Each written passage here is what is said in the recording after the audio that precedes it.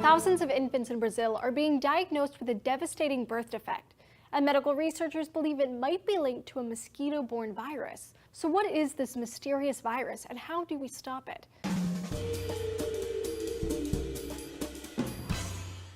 Hi guys, Julia here for D News. Zika, a strange mosquito-borne virus, is sweeping through many Central and South American countries. Current estimates place the number of Zika cases over 1 million in Brazil alone.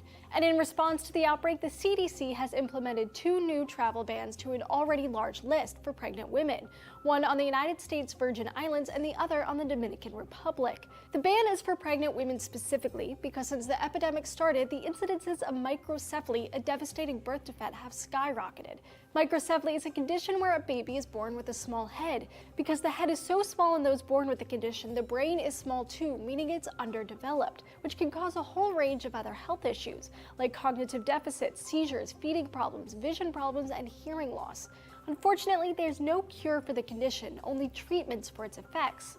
Microcephaly is typically seen in rates of about 2 in 10,000 births, according to a study published in the journal Birth Defects Research. But nearly 4,000 cases have been reported in Brazil since October. That's nearly 26 times the normal rate. And researchers strongly suspect that the birth defect is linked to the Zika virus. Now, this epidemic seemed to have come out of nowhere. The mosquito that carries the virus was pretty much eradicated in Brazil in the 1950s. But as the decades wore on, it made its way back.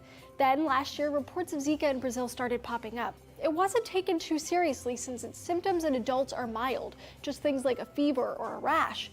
It wasn't until the rate of microcephaly shot up that the world started to take notice. Now, the battle against Zika is underway, and one that Brazil is badly losing, according to the health minister. And it is literally a battle. 220,000 members of the armed forces are going door to door to help in the current mosquito eradication efforts. But it's not just Brazil. Zika has been reported in 24 regions around the world, mostly in tropical areas. Each country is issuing warnings. Some seem extreme. For instance, the government of El Salvador told women to avoid pregnancy for 2 years. As for the Zika virus itself, there's no treatment, vaccine, or cure.